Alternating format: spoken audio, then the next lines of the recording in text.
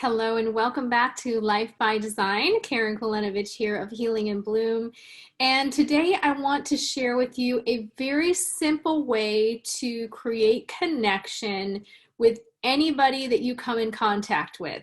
Now, this can be in person, it could be online. There are many ways to be able to do that, even in written copy if you're writing an email or something like that.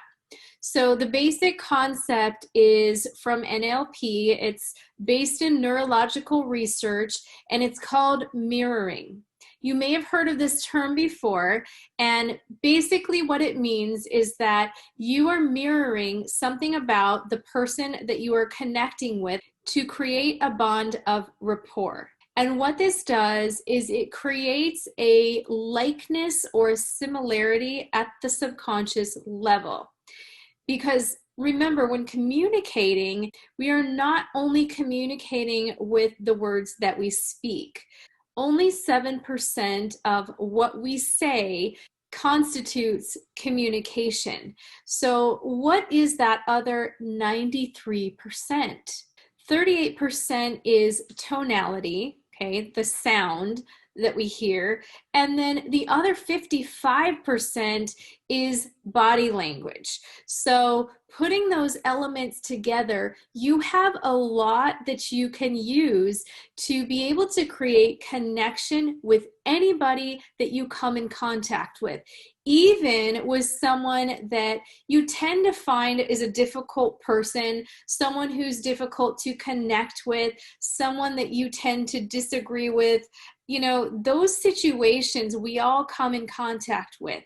So that's why this is a very useful way to be able to break through any of those differences or difficulties at those deeper levels of communication. So one way to do it is to start mirroring someone's gestures. Okay, gestures are just how you're moving your hands, maybe tilting your head to the side. It's almost like playing copycat.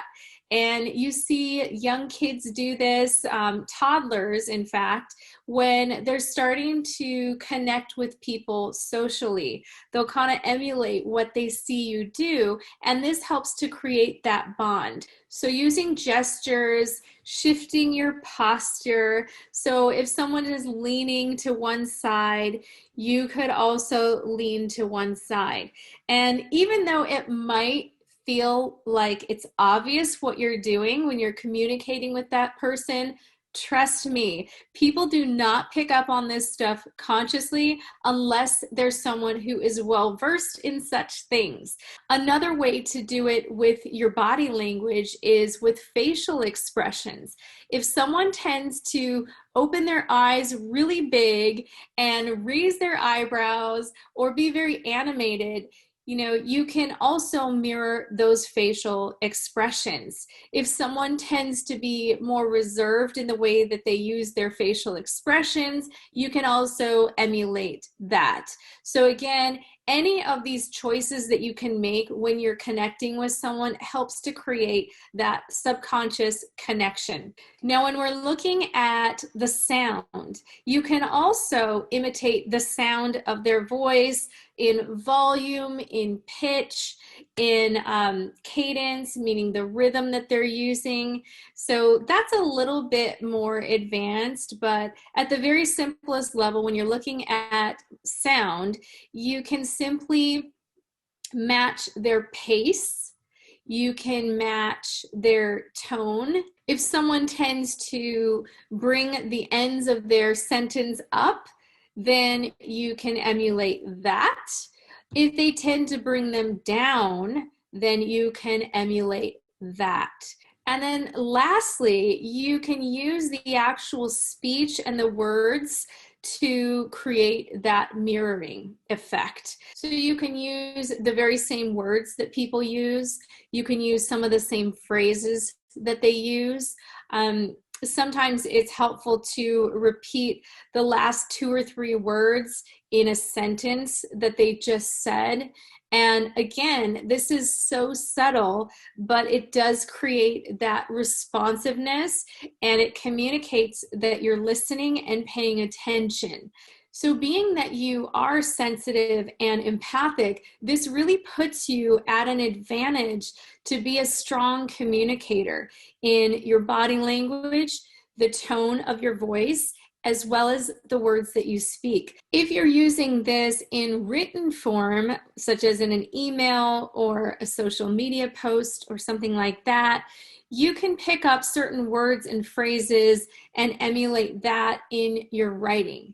Okay, it's really simple to do that. So if someone says, "Hi, how are you doing?" You can mirror that back to them. So sometimes people want to be original and they want to say something completely different. And of course you can do that, but sometimes it is helpful to sprinkle in some of that mirroring throughout your communication, whether it's written or face-to-face, because that's going to help create a bond of connection at the subconscious level. And again, you may think it's obvious as you're doing it, but it really isn't. The person that's on the other side is going to wonder why they feel like they've known you for such a long time, or why they feel like you understand them. Okay, that's the power of mirroring. And whatever person that you are dealing with, if you use these simple tools of your physical gestures, your sound of your voice, and the words that you use, then you can up level your communication exponentially. So go ahead and try it. I'd love to hear what your favorites are.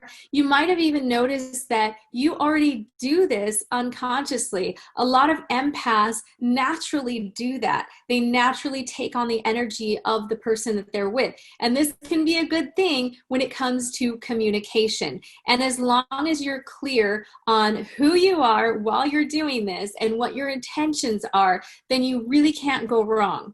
So have fun with this. Let me know how it goes for you. And if you like this video, click like, give me a comment. I'd love to hear what resonates with you. Thanks for joining me today on Life by Design, and I'll see you next week.